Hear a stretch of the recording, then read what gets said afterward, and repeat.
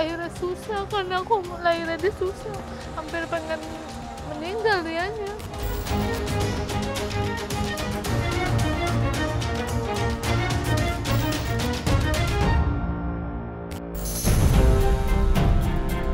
Dia mengakui, tadinya awalnya dia ngelak tuh, akhirnya bener dia mengakui, iya saya iseng-iseng doang katanya gitu. Namanya korban udah mengakui mah langsung ditangkep gitu apa gimana. Ini mah nunggu viral baru nangkep dia.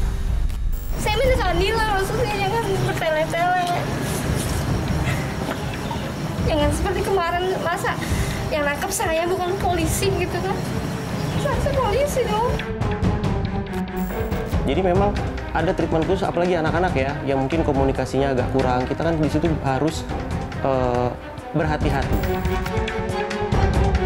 Ini tantangan ya kepolisian untuk menunjukkan keseriusan komitmennya gimana sih dalam memberantas kekerasan seksual.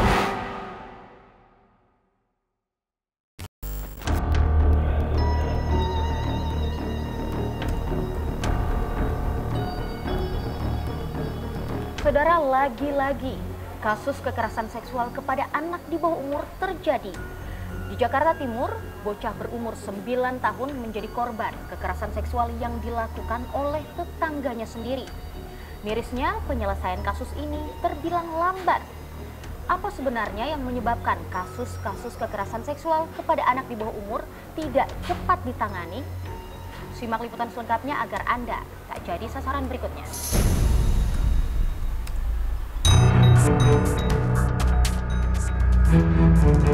Polisi akhirnya menangkap SH, pelaku kekerasan seksual terhadap anak di bawah umur, pada 15 Juni lalu di Jakarta Timur. Penangkapan berselang 3 bulan sejak FS, ibu korban, lapor polisi pada 7 Maret lalu.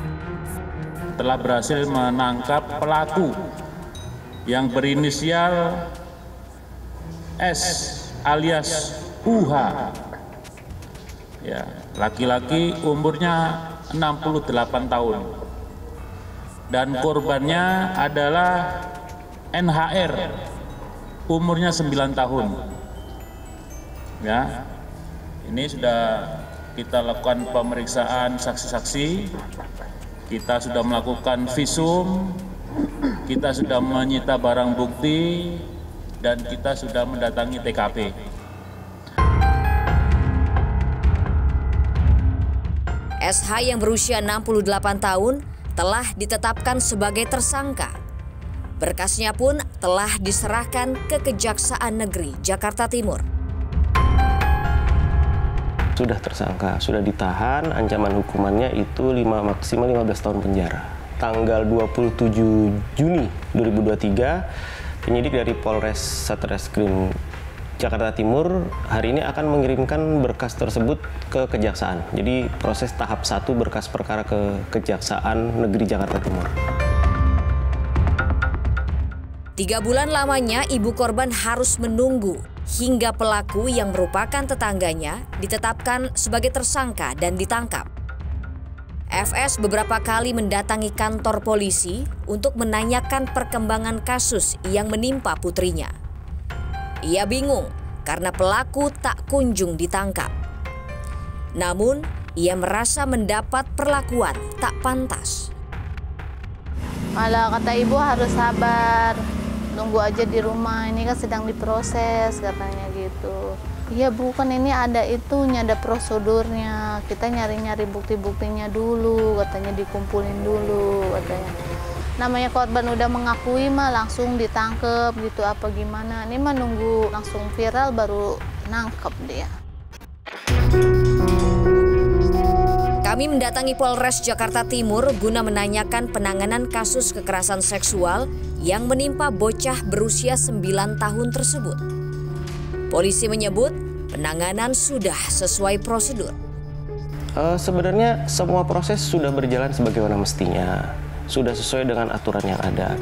Apabila alat bukti sudah terpenuhi, saksi-saksi sudah dapat dimintai keterangan dengan baik. Jadi memang ada treatment khusus, apalagi anak-anak ya, yang mungkin komunikasinya agak kurang. Kita kan di situ harus berhati-hati. Kejanggalan polisi dalam penanganan kasus kekerasan seksual anak tak hanya dirasakan FS, namun juga DN yang anaknya menjadi korban. Desember 2021 lalu, kekerasan seksual menimpa anak DN yang berusia 11 tahun di Bekasi, Jawa Barat. DN segera lapor polisi. Namun petugas tidak langsung bergerak, bahkan menyuruhnya menangkap sendiri pelaku. Merasa polisi lamban, DN dan saudaranya akhirnya menangkap sendiri pelaku. Pas saya ke polisi, itu pelakunya mau kabur ke Surabaya. Ya saya nggak ada hak buat nangkep, saya nggak punya surat tugas. Saya minta keadilan, maksudnya jangan bertele-tele. Jangan seperti kemarin, masa yang nangkep saya bukan polisi gitu kan? Saya polisi dong. Polisi baru memeriksa pelaku setelah diserahkan keluarga korban. Dari kepolisian, tindakan kita melakukan penyelidikan, kemudian gelar perkara, melakukan penyidikan, menyita barang bukti. Kemudian pada saat Selasa kemarin, 21 Desember 2021, melakukan penangkapan dan penahanan terhadap pelaku. Penanganan beberapa kasus kekerasan seksual anak yang dinilai lamban membuat keluarga korban dan masyarakat kecewa. Sangat lamban sekali, karena setiap laporan masyarakat itu khususnya tindak pidana kekerasan seksual terhadap anak itu dia membutuhkan hanya waktu 15 hari, sesudah itu diserahkan ke kejaksaan untuk disampaikan atau dilimpahkan ke pengadilan untuk diadili. Lalu, mengapa penanganan berjalan lamban? Kenapa kok lamban? Kenapa prosesnya tidak mungkin tidak terinformasi dengan jelas dengan korban sehingga muncul perasaan-perasaan merasa diperlakukan tidak adil. Itu sangat wajar sekali.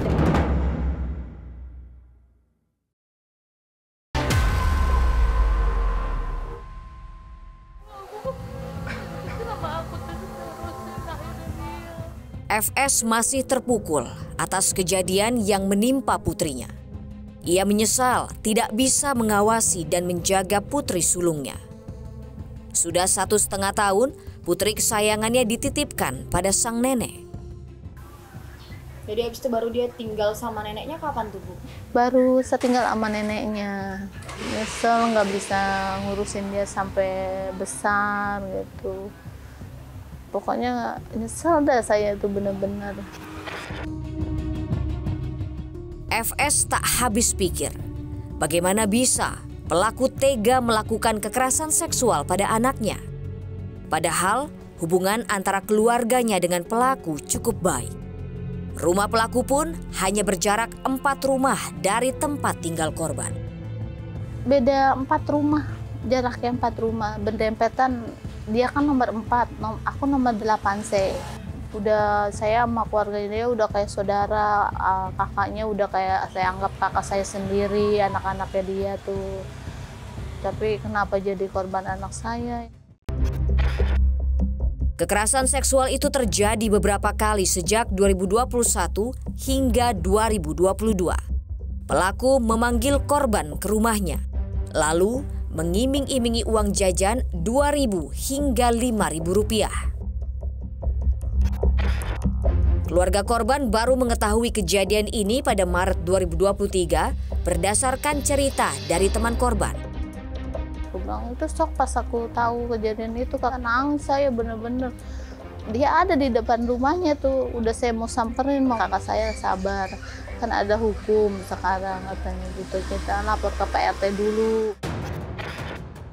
Saat melapor pada ketua RT setempat, keluarga korban disarankan untuk menyelesaikan kasus ini secara kekeluargaan. Keluarga korban dan pelaku pun dipertemukan. Pelaku mengakui perbuatannya.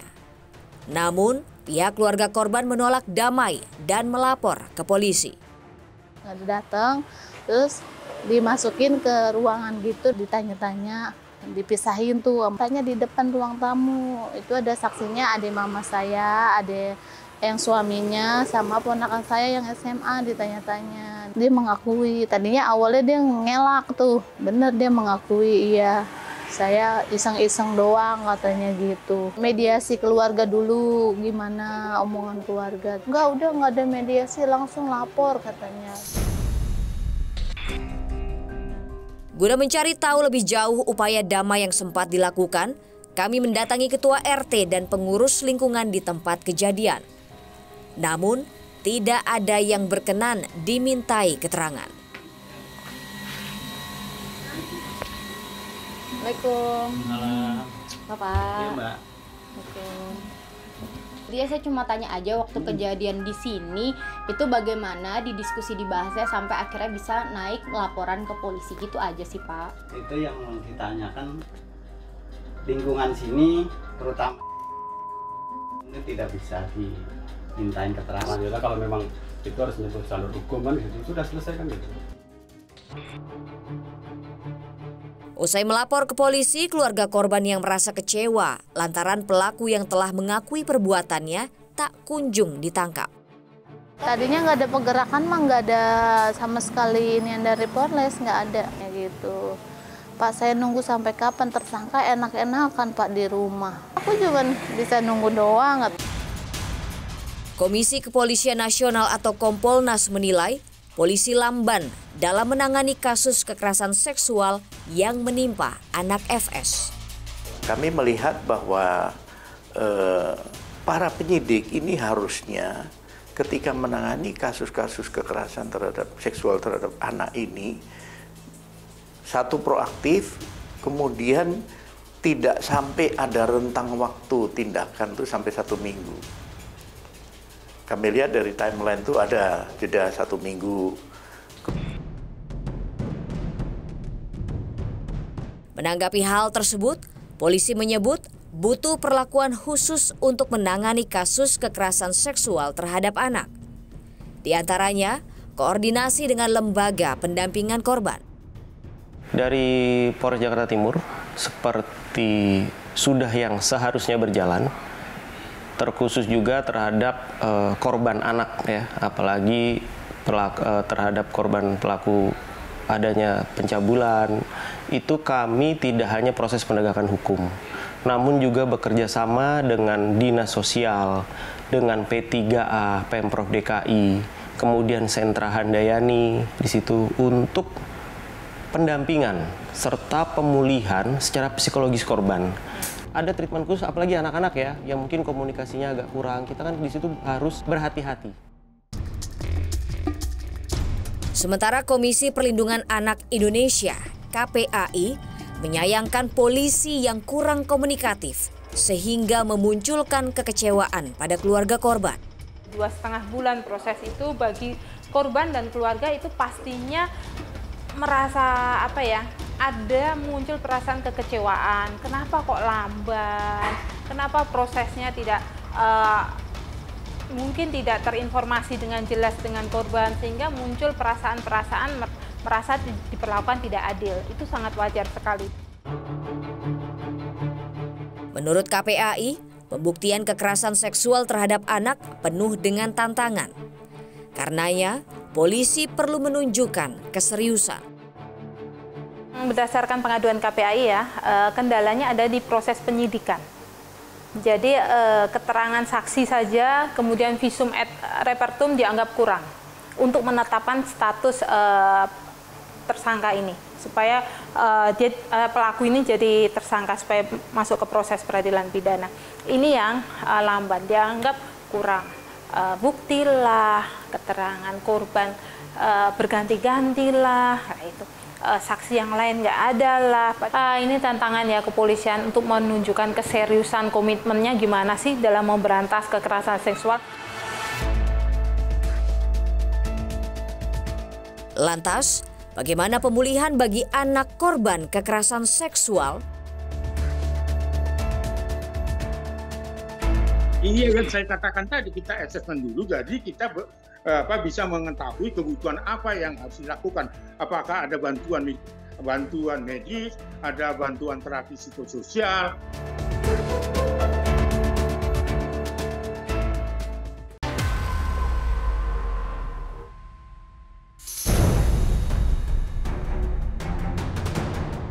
Pada kasus kekerasan seksual terhadap anak di Jakarta Timur, pengurus lingkungan sempat melakukan mediasi dengan mempertemukan pelaku dan keluarga korban.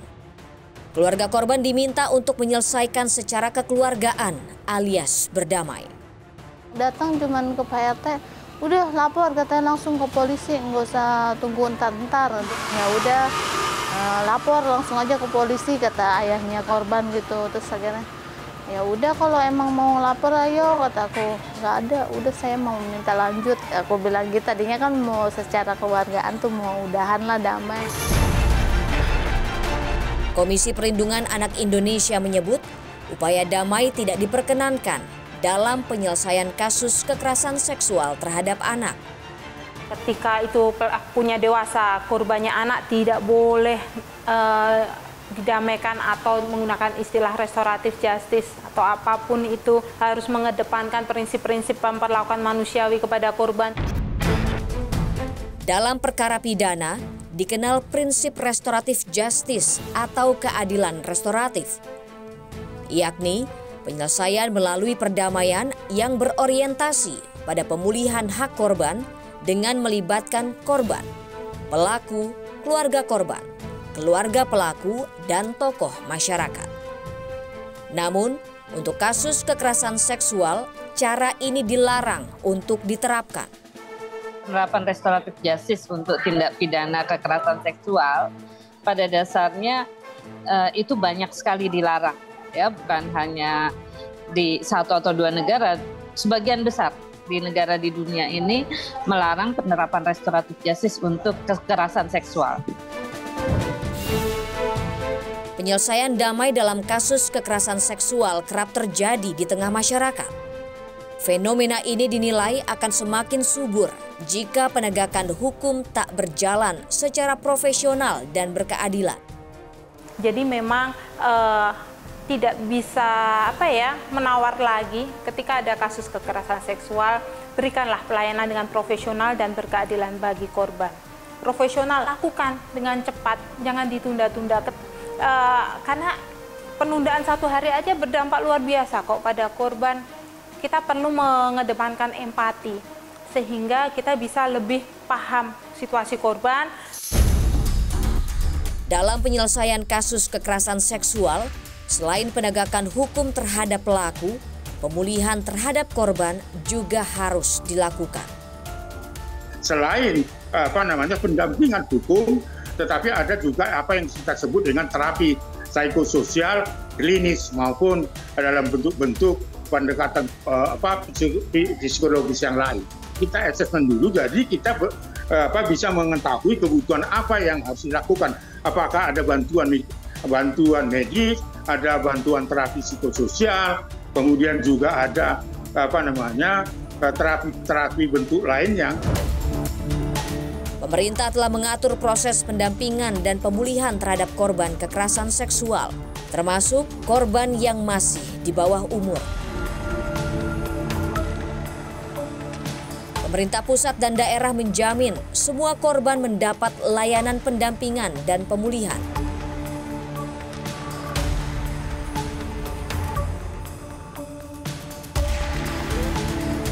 Agar anak terhindar dari tindak kekerasan seksual, ada beberapa langkah antisipasi yang bisa dilakukan orang tua. Ajari anak mengenal bagian tubuh sensitif mereka. Lalu, tanamkan bahwa tidak semua orang boleh menyentuh bagian sensitif. Ajari anak berani menolak dan berteriak jika ada orang yang menyentuh bagian sensitif mereka. Ajari anak mampu mengadu pada orang tua. Jika ada anggota keluarga yang menjadi korban kekerasan seksual, segera kumpulkan bukti, lalu lapor polisi. Tolak berdamai dengan pelaku. Penegakan hukum adalah cara yang paling manusiawi. Bisa datang ke Polres dan lain sebagainya. Di situ ada ruang konseling, ada lebih ramah lah terhadap anak-anak dan perempuan. Jadi memang tidak diterima bergabung dengan kasus-kasus konvensional lainnya. Kekerasan itu nggak harus persetubuhan ya, tapi pelecehan pun termasuk kekerasan seksual, itu segera lapor.